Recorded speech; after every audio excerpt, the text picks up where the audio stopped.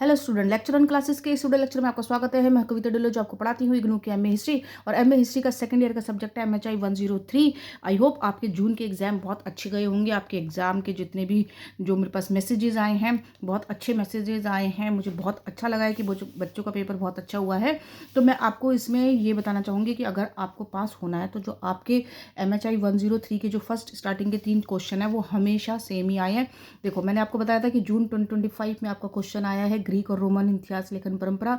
ये भी ऑलरेडी मैंने सेपरेट वीडियो डाली है जो फिर से आ गया है। चीनी इतिहास लेखन, और उसके बाद आ जाता है अरबी इतिहास लेखन, राइट। और इतिहास लेखन मार्क्सवादी दृष्टिकोण तो हमेशा आता ही है, शास्त्रीय मार्क्सवाद। और ये जो आपका अभी जून 2026 में हुआ है ये जून 2025 का है।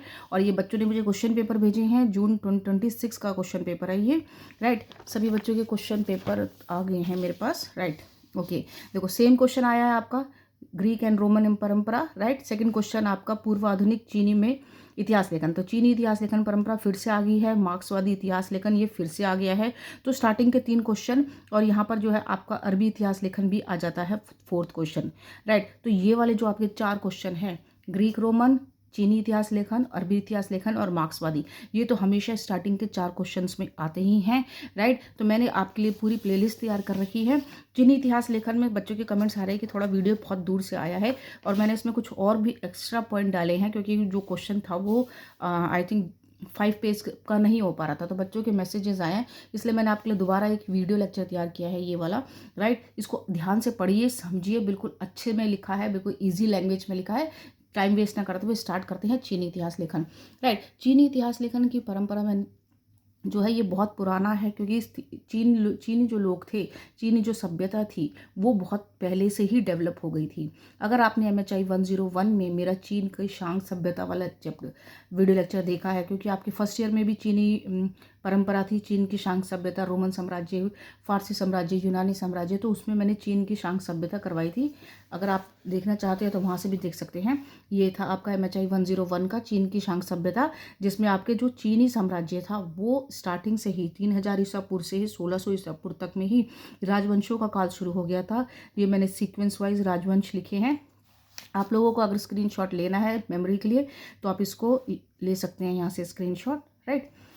इसमें वैसे आपको सिर्फ आपको इतिहास लेखन इसमें लिखना है, बाकी इसमें तो आपको सिर्फ उसकी सिविलाइजेशन लिखनी थी चीन की फर्स्ट ईयर में, राइट। स्टार्ट करते हैं सीधा डायरेक्ट। चीन में इतिहास लेखन जो है लिखित अभिलेख रखने का कार्य जो लगभग 1600 ईसा पूर्व में से 1046 ईस्वी पूर्व में के दौरान शांग राजवंश के समय से ही शुरू हो गया था। उस समय क्या होता था कि जो राजवंश होते थे वो इतने ज़्यादा डेवलप हो गए थे कि वो अपनी जो कहते हैं ना कि लिखित दस्तावेज जो है वो हड्डियों में गोद गोद कर वो चीज़ को लिखा जाता था, ठीक है, जो चीन की जो लेखन था, राइट। तो शांग राजवंश में चीन लेखन का विकास हुआ, और यह ओरेकल हड्डियाँ, यानी कि जो कछुए की हड्डी जो होती थी उस पर गोद कर या किसी की हड्डी पे गोद कर वो उसको बोलते हैं ओरेकल बोन्स। तो ओरेकल बोन्स में जो है वो अपना मतलब जो भी दस्तावेज है वो लिखते थे, राइट। तो इसका मतलब यह है कि कछुए के खोल या पशुओं की हड्डियों पर लेख लिखे जाते थे, ठीक है, जिन पर भविष्य और पूजा से जुड़ी बातें खुदी गई थी।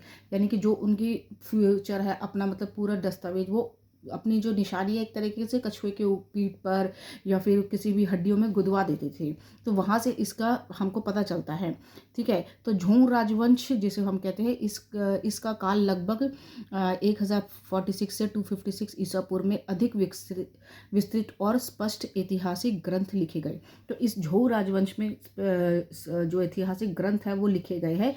चीनी इतिहास को बड़ी ही सम्मान की दृष्टि से देखते थे। चीन में इतिहास लेखन की परंपरा विश्व की सबसे प्राचीन, समृद्ध और निरंतर चलने वाली परंपराओं में से एक है, राइट। क्योंकि चीन जो है वो पहले से ही डेवलप हो गया था, वहाँ पर लेखन पद्धति स्टार्ट हो चुकी थी।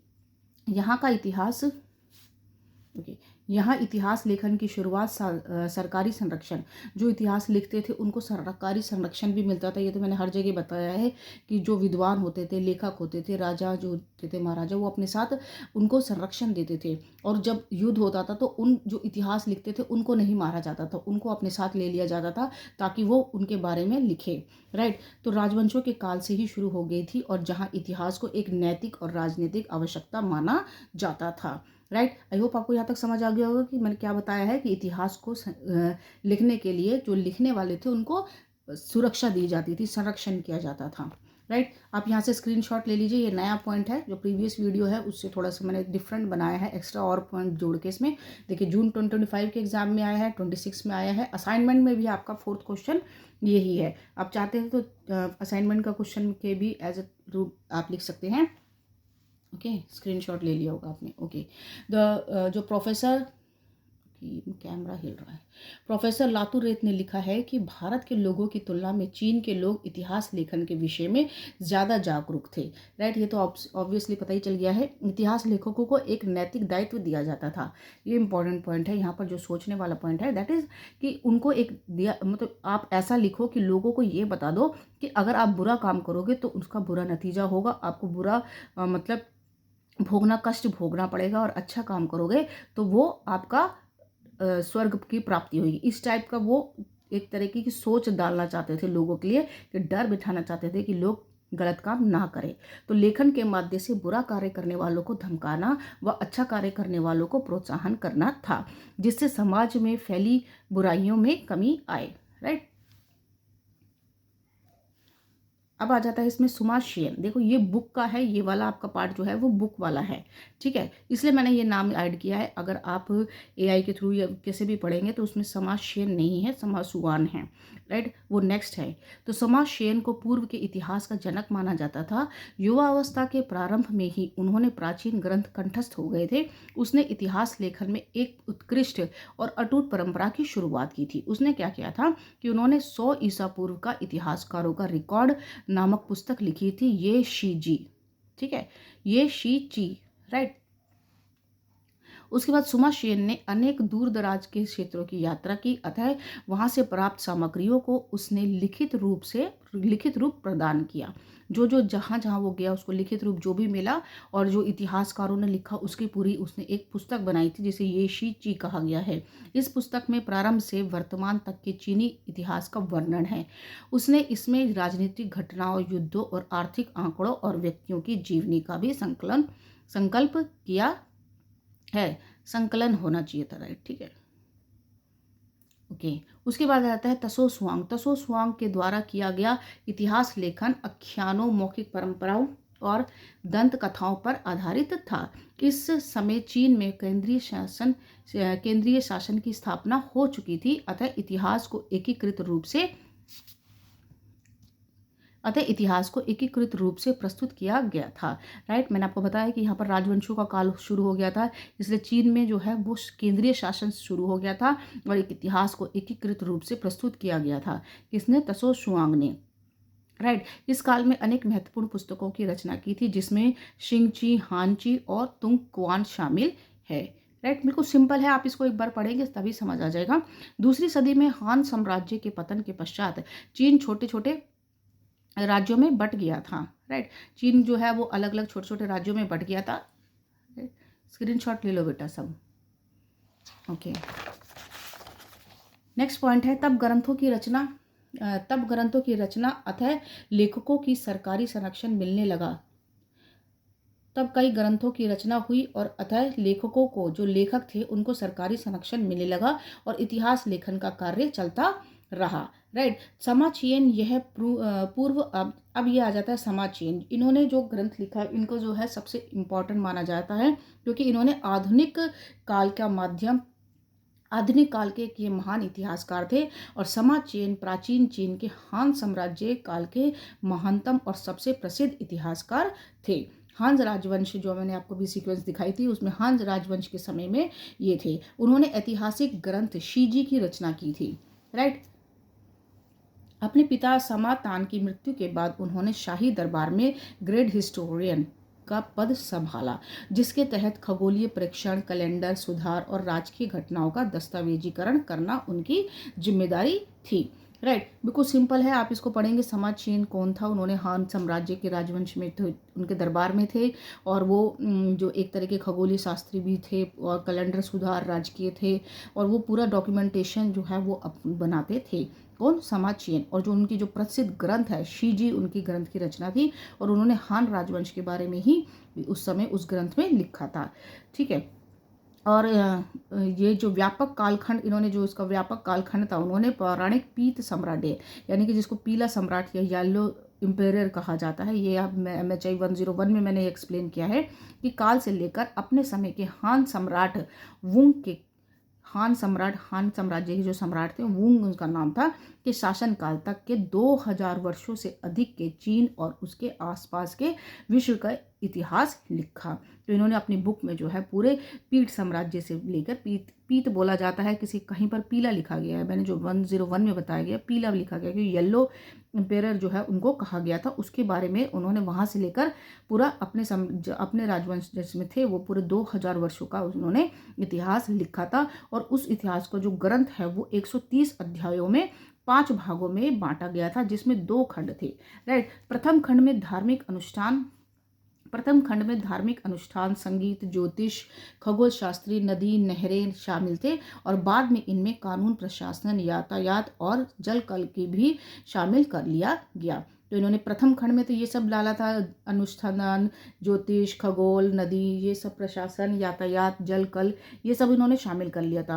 और जो दूसरा था, दूसरे खंड में इन्होंने जीवन चरित्र का संकलन किया गया था, और जिसमें विशिष्ट लोगों के साथ साथ ईमानदार अधिकारी, तानाशाही अधिकारी, पवित्र विधवाओं आदि के जीवन चरित्र का उल्लेख इन्होंने किया था। किसने? समाचीन ने अपने ग्रंथ में। कौन सा ग्रंथ था? शीजी ग्रंथ था। ठीक है, इसे याद कर लेना, क्योंकि इनके नाम थोड़े डिफिकल्ट है, लेकिन ये क्वेश्चन हमेशा आता है 100% आपके। अगर आप ये पूरा 5 पेज का मैंने बनाया पढ़ेंगे तो आपके आराम से 20 के 20 मार्क्स वो आ जाएंगे। ठीक है, बिल्कुल सिंपल है। ओके, समाचीन से प्रभावित होकर लेखन शैली में औपचारिकता और दृढ़ शैली को छोड़कर जीवांत शैली को अपनाया जाने लगा। ठीक है, समाचीन से जब प्रभावित होकर जो दूसरे इतिहासकार थे उन्होंने भी इस पद्धति को लागू कर लिया, क्योंकि वो भी इसी तरीके से जो इतिहास लेखन है उसकी शैली में औपचारिकता, दृढ़ शैली, ये सब छोड़कर उन्होंने जीवांत शैली को अपनाया। राजवंशी इतिहास लेखन में वांगू का भी महत्वपूर्ण स्थान है। वांगू भी जो है वो एक इतिहासकार थे। ठीक है, इनकी अभी पुस्तक का कुछ पता भी नहीं चला है क्या थे, इसलिए आप सिर्फ इसका नाम याद कर लीजिए, आपकी बुक में लिखा हुआ था इनका नाम, इसलिए मैंने इसको ऐड कर लिया है। तो 20वीं शताब्दी में चीनी इतिहास पर पश्चिमी प्रभाव, जब 20वीं शताब्दी आई तो उस समय क्या हुआ कि चीनी इतिहास, पश्चिमी इतिहास पर, जो पश्चिमी यूरोप जो थे, फ्रांस थे, और इन दूसरे देशों का भी इनके इतिहास पर जो है प्रभाव पड़ने लगा, और जो अपनी रचनाओं की तुलना बाहरी मापदंडों से करना प्रारंभ कर दी। 1917 में जब रूस की क्रांति हुई तो चीनी इतिहासकारों को काफ़ी प्रभावित हुआ, और प्रथम विश्व युद्ध के पश्चात जो 20 वर्षों तक वहाँ पर शांति रही, यानी कि 20 वर्षों तक कोई इतिहास लिखा नहीं गया, बिकॉज चीन जो है प्रथम विश्व युद्ध में शामिल था।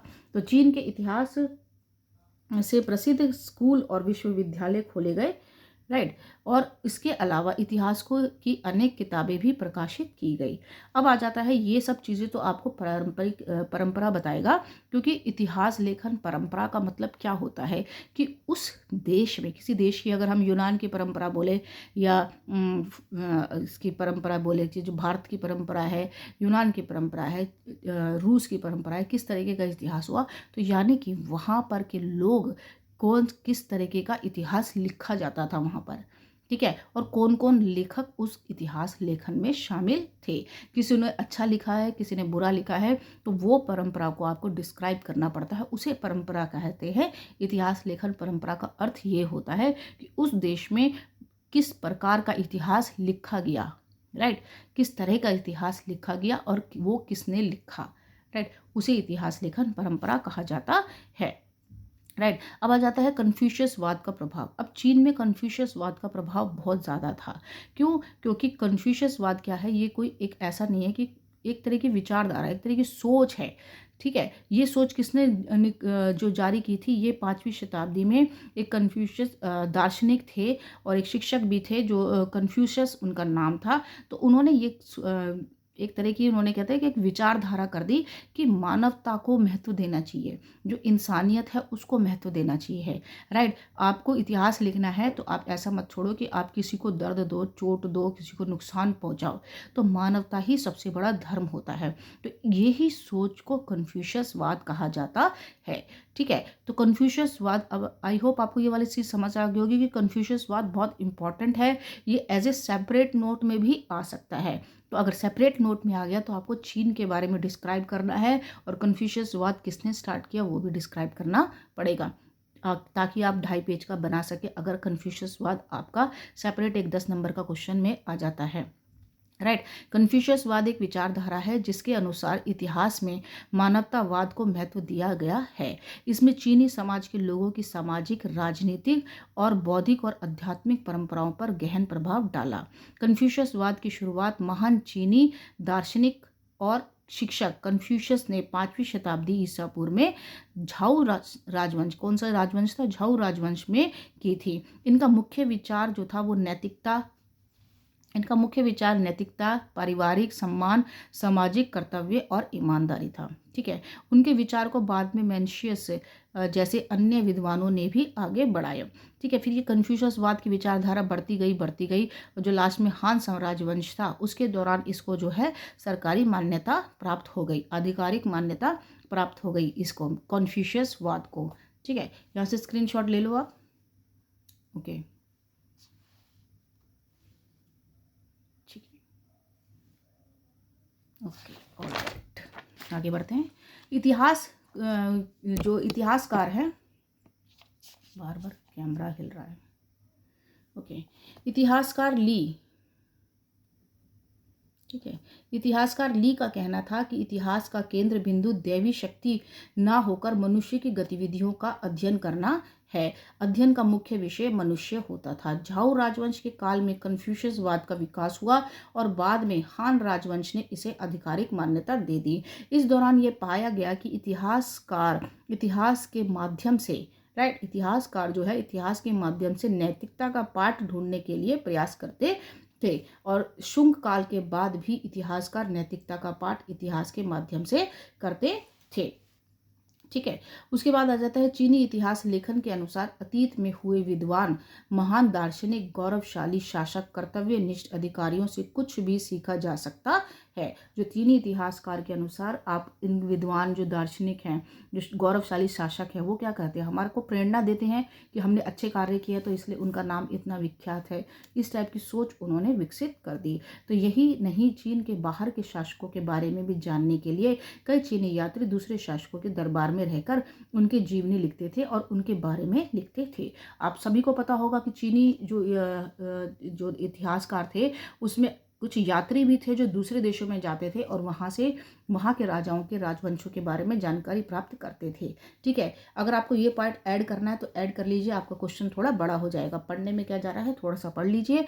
प्राचीन काल में भारत में आने वाले जो प्रमुख चीनी यात्री थे, तो जो चीनी यात्री चीन से यात्रा करके भारत में राजा जो थे उनके जो राज दरबार में वो रहते थे, 7-8 साल रहते थे, उनके साथ रहते थे और उनके देखते थे वो किस तरह का कार्य करते हैं, कैसे कैसे वहाँ पर जो भौगोलिक दृश्य है वो किस प्रकार है, वो सब चीज़ें जो है वो लिखते थे, ठीक है। ऐसी चीनी यात्री जो आए थे भारत में, तो वो पवित्र बौद्ध ग्रंथों के अध्ययन, बौद्ध धर्म किस तरीके का धर्म है ना, तो उसके बारे में खोज करने के लिए वो भारत आए थे। तो 3 थे, कौन थे, हमें 3 ही पढ़ने हैं। फैयान, क्योंकि आपकी बुक में यही दे रखा है, फैयान, हानसांग और इत्सिंग, ठीक है। फैयान जो है वो 399 से 412 ईस्वी में राजा चंद्रगुप्त द्वितीय यानी कि विक्रमादित्य के शासनकाल में आए थे, ठीक है। इतने समय तक वो भारत में रहे थे, ओके। उसके बाद आ जाता है हैन सिंग 629 से 645 ईस्वी के दौरान राजा हर्षवर्धन के शासनकाल में भारत आए थे, राइट। उसके बाद इत्सिंग थे वो, और उन्होंने उनके बारे में वहाँ से बौद्ध जो धर्म था वो किस तरीके का था और वहाँ पर से सारी जानकारी लिख करके ली थी उन्होंने, ठीक है। इत्सिंग जो थे वो 675 ईस्वी में समुद्री मार्ग के द्वारा भारत आए थे और इत्सिंग ने लगभग 10 वर्ष तक नालंदा विश्वविद्यालय में रहकर संस्कृत और बौद्ध धर्म का अध्ययन किया था। तो यहीं तक आपका 5-5.5 पेज का ये आंसर बन गया है। आई होप वो आपको समझ आया होगा, क्योंकि बिकॉज चीनी इतिहास परंपरा ये बहुत ही इंपॉर्टेंट क्वेश्चन है। मैं आपके लिए दोबारा से स्क्रॉल कर लेती हूँ, बच्चे यहाँ से स्क्रीनशॉट भी ले सकते हैं, राइट। बहुत इंपॉर्टेंट है, ठीक है। ग्रीक और रोमन परंपरा का भी मैं सोच रही हूँ कि आई थिंक दोबारा बना दूँ एक बार, क्योंकि जो वीडियो है वो बहुत थोड़ा दूर से बनाया गया है, वो कैमरा चेंज था, ठीक है। तो मैं उसको भी दोबारा बना देती हूँ, क्योंकि ये पूरी MHI 103 बहुत इंपॉर्टेंट है, राइट। मैं सोच रही हूँ इसका दोबारा कुछ और पॉइंट करके अब जो आपके दिसंबर में एग्ज़ाम होंगे उसके लिए मैं आपको प्रिपेयर कर दूंगी। बहुत इजी है, सिंपल लैंग्वेज में है, डिस्क्रिप्शन में मेरा नंबर दे रखा है, राइट। कोई भी डाउट हो आप कमेंट कर लीजिए, ठीक है। आपके जो कमेंट्स होते हैं वो मुझे मोटिवेट करते हैं, मुझे बहुत अच्छा लगता है कि जब बच्चे क्वेश्चन करते हैं, पूछते हैं, ठीक है, हेल्प मांगते हैं। और राइट, मैं आपको ये भी कहना चाहूँगी कि जो लोग PDF लेते हैं तो PDF लेने से पहले आप पूरे उसको चेक कर लीजिए ऑनलाइन कैसे है, वो जो PDF स्क्रॉल भी करते हैं, क्योंकि अगर बुक की लैंग्वेज में है तो बुक में तो सारे क्वेश्चन लिखे हुए हैं बेटा। तो आप बुक के अगर लेना है तो वैसे ही PDF ले लो, बुक में तो सारे ही क्वेश्चन है। बुक के ही क्वेश्चन अगर मैं उतार देती तो वो क्या मेहनत तो उसमें कुछ थी नहीं, राइट। तो ये अपनी लैंग्वेज में लिखे हुए जो PDF होते हैं वो ज़्यादा बेटर होते हैं, जो बच्चों को ईजिली समझ आए। अभी जून के एग्ज़ाम में एक दिन पहले तक बच्चों ने मुझसे PDF लिए थे, ठीक है। ओके, आई होप आपको ये वीडियो लेक्चर अच्छा लगा होगा। मिलते हैं नेक्स्ट वीडियो में, बाय।